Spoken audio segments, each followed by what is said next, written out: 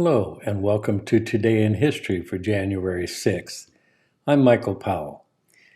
We communicate today very rapidly, almost instantaneously, with telephones, mobile phones, instant messaging. You name it, we can do it. That always wasn't the case, though.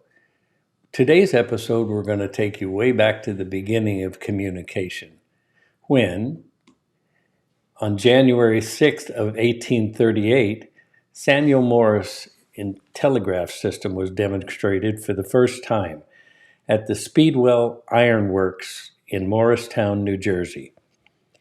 The telegraph used electric impulses to transmit encoded messages over a wire and would eventually revolutionize long-distance communication, reaching the height of its popularity in the 20s and 30s. Samuel Morse was born on April 27, 1791, in Charlestown, Massachusetts. He attended Yale University, where he was interested in art as well as electricity, which was still in its infancy at the time. After college, Morse became a painter. In 1832, while sailing home from Europe, he heard about the newly discovered electromagnet and came up with an idea for an electric telegraph. He had no idea that other inventors were already at work on this concept. Morse spent the next several years developing a prototype and took on two partners, Leonard Gale and Alfred Vail, to help him.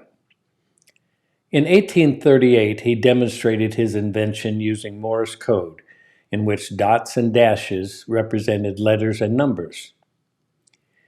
In 1843, Morse finally convinced a skeptical Congress to fund the construction of the first telegraph line in the United States, from Washington, D.C. to Baltimore, Maryland.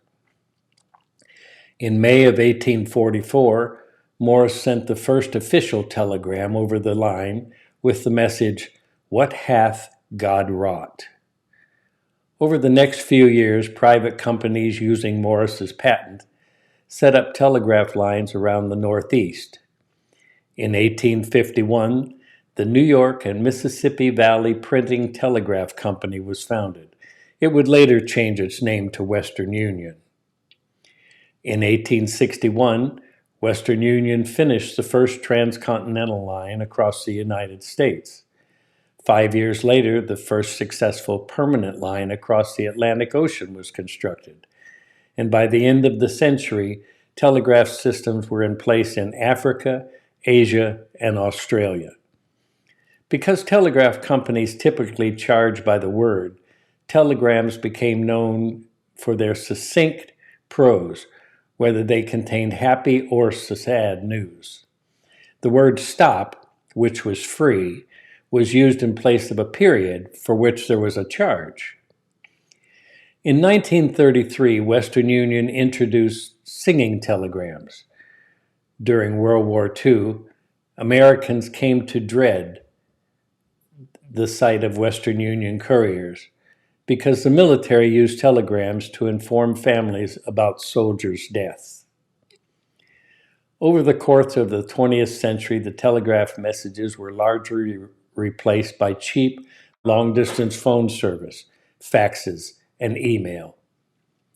Western Union delivered its final telegram on January 6th of 2006.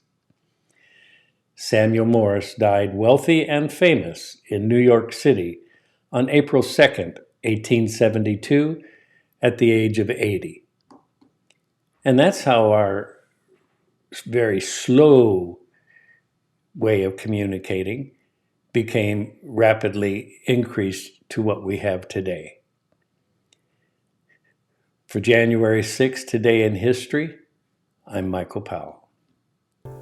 Join me again tomorrow, and let's see what happened on that day in history. Till then, what does YouTube want you to watch?